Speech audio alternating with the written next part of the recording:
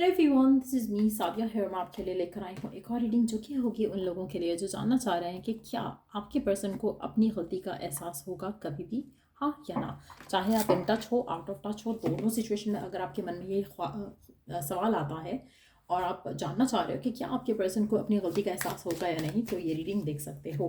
Personalise reading लेनी हो तो रीच आउट कर सकते हो ईमेल आईडी पे। सो लेट्स सी कि क्या आपके पर्सन को एहसास है अपनी गलती का, हाँ या ना। Let's find out.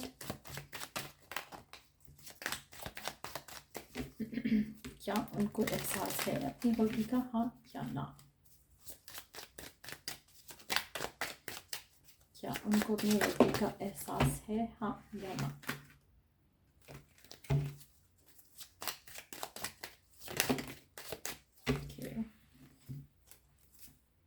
Get away, jealousy, awakening, looking for signs।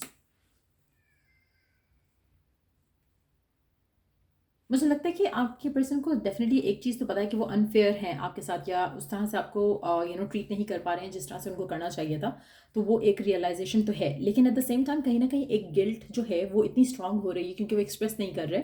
तो उसकी वजह से थोड़ा मुझे लग रहा है कि इनका एनर्जीज जो है वो नेगेटिविटी की तरफ ज़्यादा जा रही है एज़ कम्पेयर टू कि जैसे होता है ना कि अपनी गलती का एहसास हो तो आप अपने कनेक्शन को फिक्स करने की कोशिश करो, थोड़ा रोमांटिक रिट्रीट के साथ रिलेशनशिप को, सिचुएशन को बेहतर करो। लेकिन आपके पर्सन के एंड से ऐसा लग नहीं रहा। मुझे लगता है कि आपके पर्सन जानते हुए कि उनकी गलती है, वो कहीं ना कहीं जैसे ईगो में और गिल्ट में, जैसे आपको जब गिल्ट होता है तो कभी कभी या तो आप उसको फिक्स करने के लिए ओवरडू कर देते हो, या फिर आप उसको और एक्सट्रीम पर करके नेगेटिव वे में चीज़ों को लेकर जाते हो। आपके पर्सन जो है वो समहाउ नेगेटिविटी की तरफ जा रहे हैं। मुझे लगता है कि कहीं ना कहीं they want to put blame on you. तो वो अपनी गलती के एहसास के साथ भी ऐसा लग रहा है कि वो आपके ऊपर चीज़ों का ब्लेम करना चाहते हैं। बट हैविंग सेड दैट, चीज़ें स्लोली बट श्योरली बदलेंगी, चेंज होंगी, और जो उनका गिल्ट है उनको रियलाइज़ करवाएगा अल्टीमेटली कि उन्होंने गलत किया। लेकिन अभी नहीं, मुझे लगता है कि it is going to take time. But definitely आपके पर्सन को एहसास ज़रूर होगा। अभी नहीं है, टू बी ऑनेस्ट, अभी नहीं है, लेकिन एहसास होगा। उसके बाद ये आपकी तरफ जो कदम बढ़ाएंगे, उसके बाद जो चीज़ों को फिक्स करने की कोशिश करेंगे, उसके बाद जो आप दोनों के दरम्यान में जो एक रिलेशनशिप है उसको स्ट्रेंथन अप करने की कोशिश करेंगे, तो मुझे लगता है कि कहीं ना कहीं वो फिर विलिंग होंगे ट्रुथ को एक्सेप्ट करने के लिए। तो फिलहाल तो ऐसा नहीं लग रहा कि वो जो है अपनी गलती का एहसास कर रहे हैं, लेकिन स्लोली बट श्योरली मुझे लगता है कि उनको एहसास होगा।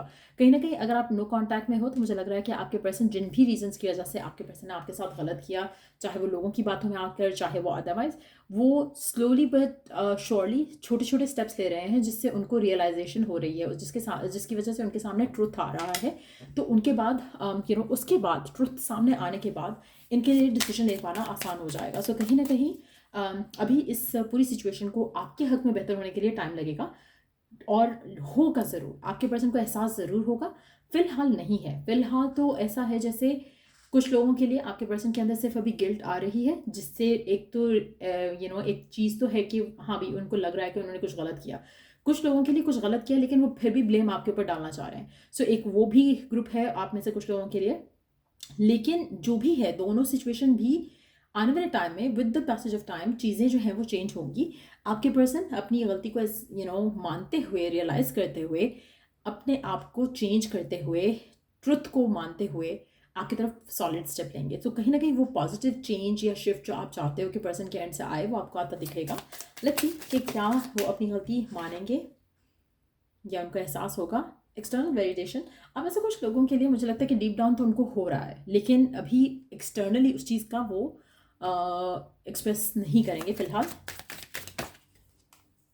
वेलकम द डिवाइन मैस्कुलिन, करेगा ज़रूर एक्सेप्ट चीज़ों को, लेकिन फिलहाल जो है मेंटल, फिजिकल, इमोशनल ब्लॉक्स हैं जो कि फिलहाल उसको इतना इंस्पिरेशन नहीं मिल रहा है, इतना पावर नहीं मिल रहा है, इतना मोटिवेशन नहीं मिल रहा है, इतना स्ट्रेंथ नहीं मिल रहा है कि वो एक्शन ले और आपसे ओपनली कहे कि हाँ मेरे से गलती हुई है या मुझे एहसास है। उसके लिए करेज चाहिए। फिलहाल आपके पर्सन के अंदर वो करेज डेफिनेटली मिसिंग है, जिसकी वजह से आपको उस तरह से नहीं दिखेगा अभी फिलहाल पर्सन के एंड से कि हाँ उसको एहसास है और वो थोड़ा जैसे गलती का एहसास करते वक्त थोड़ा नाइस हो जाते हो। फिलहाल ऐसा नहीं होगा। सो डेफिनेटली पर्सन को एहसास होगा, लेकिन अभी आपको थोड़ा पेशेंट रहना पड़ेगा। लेट्स सी कि आने वाले टाइम में आपके रिलेशनशिप का क्या बनेगा इस इंसान के साथ। क्या होगा आने वाले टाइम में आपका इस इंसान के साथ। राइट ना, अगर आप नो कांटेक्ट की सिचुएशन में हो ना, तो मुझे लगता है कि अभी आपको थोड़ा वेट करना पड़ेगा। पर्सन आपके ऊपर नज़र रखेगा, सिचुएशन के ऊपर नज़र रखेगा, लोगों की वजह से अगर कुछ ख़राब हुआ है लोगों के ऊपर नज़र रखेगा ताकि उसको फैक्ट्स सामने दिख सकें। लेकिन जब तक वो क्लैरिटी नहीं आएगी आपको वेट करना पड़ेगा। तो it is still going to take time. लेकिन देखते हैं कि आगे आपके रिलेशनशिप का क्या बनेगा, क्या होगा आपके रिलेशनशिप का आगे।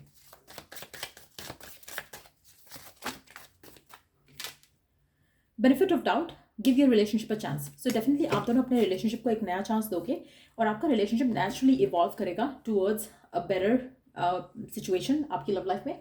लेकिन एट द सेम टाइम जैसे मैंने कहा ना कि इसको अभी टाइम लगेगा।